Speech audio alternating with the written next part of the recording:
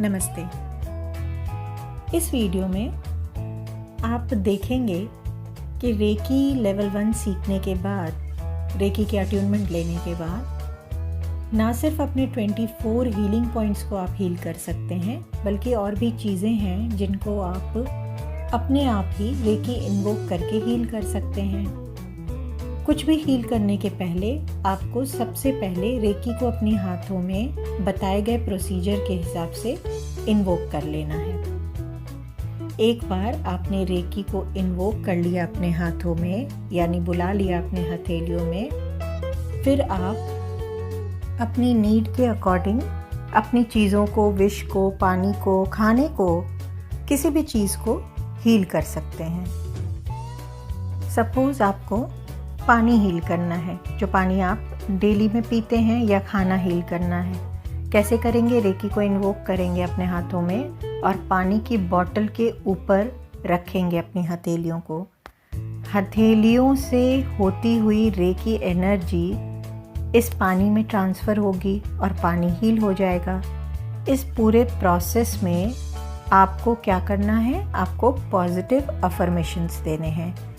अगर आप हेल्थ के लिए कर रहे हैं तो आप उसमें पॉजिटिव अफर्मेशन देते रहें कि मैं हेल्दी हूँ, या पर्टिकुलर कोई डिज़ीज़ को लेकर के कि मेरे पेट का दर्द बिल्कुल ठीक हो चुका है, पेट का दर्द ठीक हो चुका है। ऐसे 3 बार, 4 बार, 7 बार, कितने भी बार आप अफर्मेशन दे सकते हैं। मिनिमम 7 मिनट से 21 मिनट्स तक आपको ये पानी को ऐसे हील करना है, और उसके बाद ये पानी आपके लिए बिल्कुल अमृत का काम करेगा।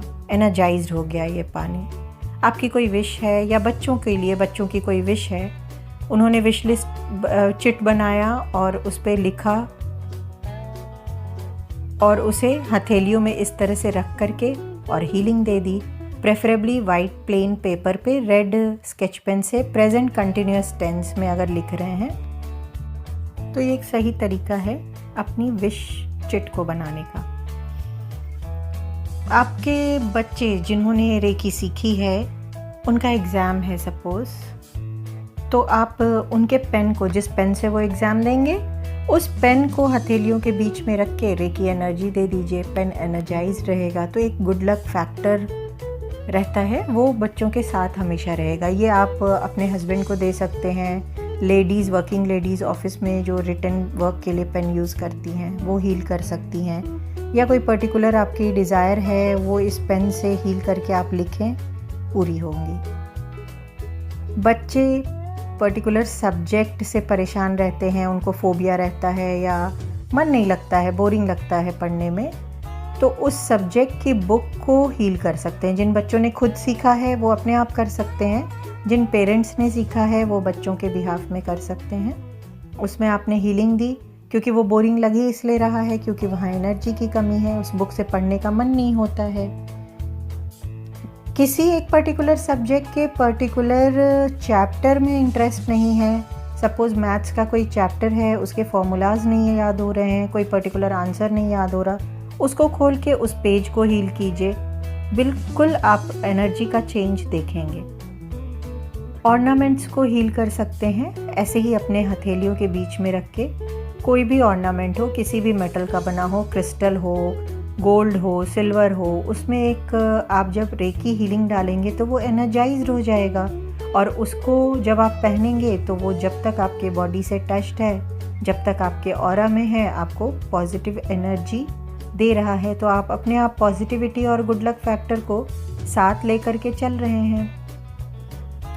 ना सिर्फ ये चीज़ें, बल्कि सर में दर्द है, पढ़ते पढ़ते, जिन बच्चों ने रेकी सीख ली है, पढ़ते पढ़ते थक गए हैं, सर में, आँखों में, कान में, गले में, कहीं भी पेन है, थकावट है, अपना हाथ रख करके हथेलियों से हील कर सकते हैं अपने आप। घबराहट हो रही है, एग्ज़ाम देने गए हैं, एग्जामिनेशन हॉल में घबराहट है, हाथ रख करके हील कर सकते हैं। तो इस तरह बहुत सारे तरीके हैं जिससे रेकी हीलिंग को यूज़ करके, लेवल 1 की हीलिंग को यूज़ करके आप वेरियस अपने लाइफ के वेरियस पार्ट्स में, एस्पेक्ट्स में पॉजिटिव एनर्जी को इंक्लूड कर सकते हैं।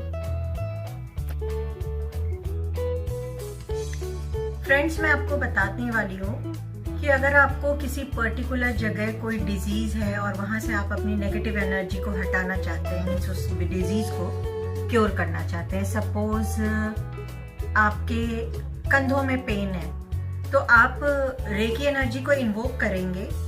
उसके बाद जहाँ पे भी जिस भी पोर्शन में आपको तकलीफ है वहाँ एंटी क्लॉकवाइज या तो टच करके या फिर हवा में अपनी हथेलियों को भी आप घुमा सकते हैं।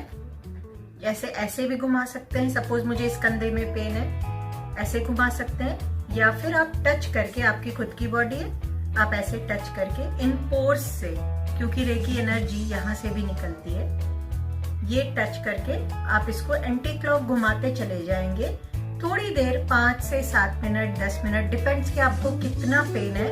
आप इस जगह को, यहाँ की एनर्जी आप क्लीन कर रहे हैं। ऐसे करते करते आप ऊपर आसमान से होली फायर उसको कॉल करेंगे, मीन्स अग्नि में किसी भी एनर्जी को जलाते हैं, वो नेगेटिविटी जल करके पॉजिटिविटी में कन्वर्ट हो जाती है। तो आप जैसे सपोज आपने ये किया, आपने होली फायर बुलाया, इन सब को पकड़ करके एक साथ आप होली फायर में 3 बार फूंक करेंगे।